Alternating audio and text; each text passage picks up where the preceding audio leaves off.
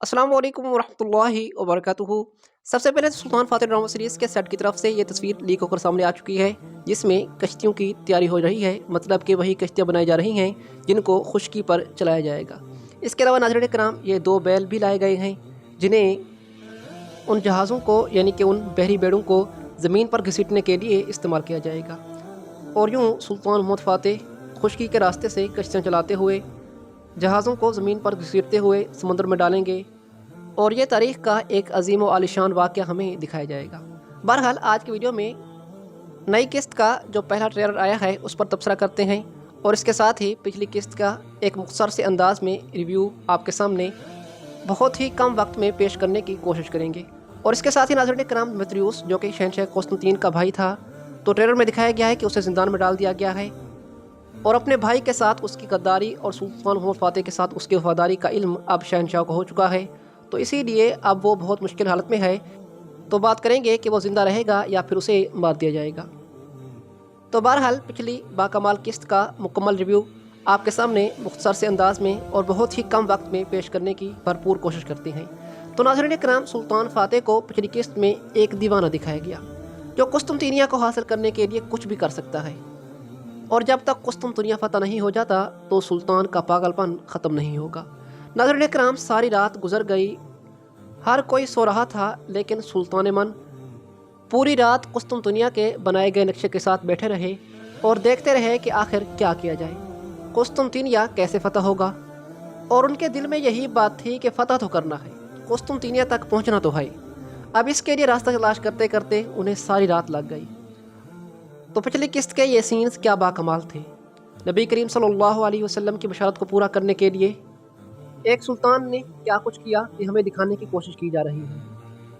अगर आज सदियाँ गुजर जाने के बाद हमारी ज़बानों पर सुल्तान मोहम्मद फ़ातेह का नाम है, तो आप लोग सोचें कि उसके लिए उसने कितनी मेहनत की है, कितनी जद्दोजहद की है, और नबी करीम सल्लल्लाहु अलैहि वसल्लम की बशारत को पूरा करने के लिए उसने क्या कुछ नहीं किया। और ये तो सिर्फ एक डॉक्यूमेंट्री है, एक सीरीज़ है। हमें ये दिखाने की कोशिश की जा रही है कि सुल्तान मोहम्मद फ़ातेह ने किस तरह ये सब कुछ किया था। असल में जब हकीकत में कुस्तुनतीनिया फ़तह हुआ होगा तो उस दौरान क्या कुछ होगा, क्या नज़ारे होंगे, और वो सुल्तान मोहम्मद फ़ातेह कितना अजीम होगा। बहरहाल इन सीन से हमें बहुत कुछ सीखने को मिला। इसके अलावा नाज़रीन कराम, सुल्तान मोहम्मद फ़ातेह का दीवान में सब पाशाओं और दरवेशों को इकट्ठा करना और फिर हर किसी की राय लेना, यह भी पिछली किस्त का एक बहुत ही अहम सीन था। और पिछली 102 किस्तों में आपस में जो भी इख्तलाफात दिखाए गए थे उन्हें ख़त्म कर दिया गया है, क्योंकि जब तक मुसलमान एक दूसरे के साथ मुत्तहिद नहीं होंगे तो कुफ़ार को कभी भी शिकस्त नहीं दे पाएंगे। और पिछली किस्त में इस दरवेश का मुसलमान भाइयों को आपस में मुत्तहिद करने में बहुत अहम हाथ था। और तारीख़ के मुताबिक भी कुस्तुनतुनिया की फ़तह में दरवेशों के बहुत अहम कारनामे थे। इसके अलावा नाज़रीन कराम, बहादुर बे, इस बंदे ने वाकई में सुल्तान के दीवान को रौनक बख्शी, क्योंकि इस अदाकार के साथ हमारा रिश्ता नया नहीं बल्कि बहुत पुराना है। पहले हम दिल शर्तुल में इसे नोयान के रूप में देख चुके हैं, फिर अलपरसनान बेवक्सुल जोकलू में सुल्तान तगरुल के रोल में, और सलाहुद्दीन अय्यूबी ड्रामा सीरीज़ में रशीदुद्दीन सिनान के रोल में। लेकिन अच्छी बात यह है कि इसने सुल्तान फ़ातेह ड्रामा सीरीज़ के अंदर एक मुसलमान हीरो के रूप में आना पसंद किया। और पिछली किस्त में सुल्तान मोहम्मद फ़ातेह ने इनके ज़िम्मे एक बहुत ही अहम काम लगाया, यानी कि फ्रांसिस्को के किले पर हमला करना और उसे अपनी रियासत के अंदर शामिल करना। और नाज़रीन कराम, सिर्फ एक बहरी बेड़ा जिसके ऊपर बहुत ही कम तादाद में मुसलमान सिपाही मौजूद थे, तो उन्होंने फ्रांसिस्को को शिकस्त दी और उसे भागने पर मजबूर कर दिया।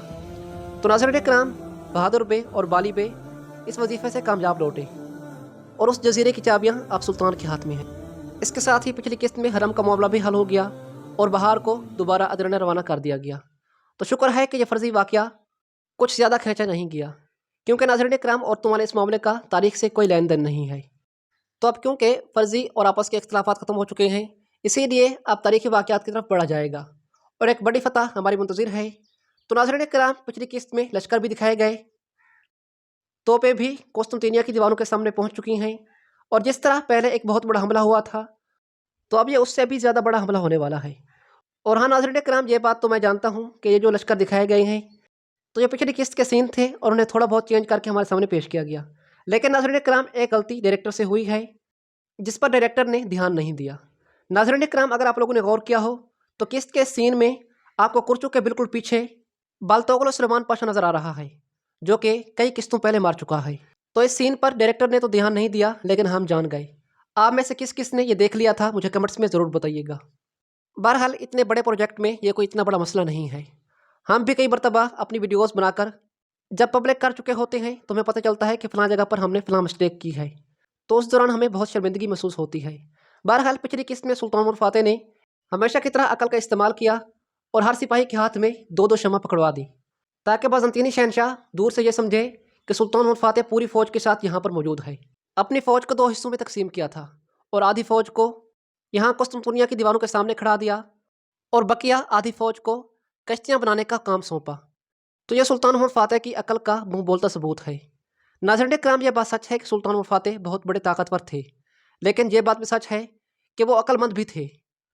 اگر ان کے پاس عقل نہ ہوتی تو طاقت کا کوئی فائدہ نہیں تھا۔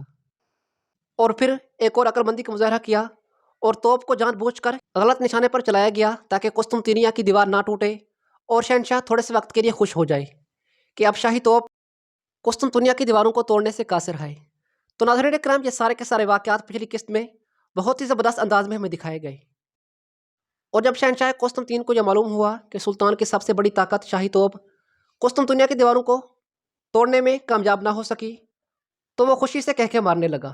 اس کا خیال تھا کہ سلطان کی فوج اب ہار چکی ہے۔ جس طرح پہلے کئی سلطان آئے اور وہ یہاں سے چلے گئے، قسطنطنیہ کا کچھ نہیں بگاڑ سکے، تو سلطان عمر فاتح بھی ایسا ہی کرے گا۔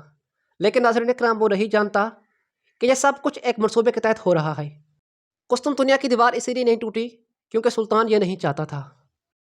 اور قسط کے آخر میں ایک باکمال جملہ سلطان عمر فاتح نے بولا کہ اگر وہ ہمیں روکنے کے لیے دریاؤں میں زنجیریں ڈال سکتے ہیں تو میں بھی اتنا دیوانہ ہوں کہ خشکی پر کشتیاں چلا سکتا ہوں۔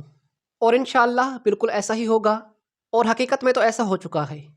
بہرحال ناظرین کرام، اگر بات کرتے ہیں دمیتریوس کے بارے میں، تو تاریخ کے مطابق دمیتریوس کی موت ایسے نہیں ہوئی تھی۔ مطلب کہ جب قسطنطنیہ فتح ہوا تھا تو دمیتریوس موجود تھا، تو اب کیونکہ اسے زندان میں ڈال دیا گیا ہے، لیکن پھر بھی اس کی موت نہیں ہوگی، بلکہ جب قسطنطنیہ فتح ہوگا تو اس کے بعد اسے سلطان رہا کر دیں گے۔ اور ناظرین کرام، یہ سب کچھ کرنے والا دمیتریوس کی اپنے بھائی کے ساتھ غداری کو فاش کرنے والا کوئی اور نہیں بلکہ نیا بازنطینی کمانڈر فرانسیسکو ہے۔ اور پچھلی قسط میں ہی جب یہ لوگ میز پر کھانا کھا رہے تھے تو مجھے شک ہو گیا تھا کہ فرانسیسکو اب دمیتریوس کا پیچھا کرے گا۔ بہرحال ناظرین کرام، اب آنے والی قسط میں ہمیں سب سے پہلے کشتیوں کی تیاری دکھائی جائے گی، اور کچھ نئے کردار بھی آنے والی قسط میں ہمیں دیکھنے کو ملیں گے، اور ممکن ہے کہ آنے والی قسط میں ہمیں وہ تاریخی واقعہ دکھایا جائے جس میں سلطان عمر فاتح نے خشکی پر کشتیاں چلائی تھیں۔ اور شاید میرے خیال کے مطابق قسط نمبر 23 یا قسط نمبر 24 میں قسطنطنیہ مکمل طور پر فتح ہو جائے گا۔ تو ناظرین کرام، یہ تو تھی میری آج کی ویڈیو۔ آپ کو ویڈیو کیسی لگی مجھے کمنٹس میں ضرور بتائیے گا۔ میری ویڈیو دیکھنے کا بہت شکریہ۔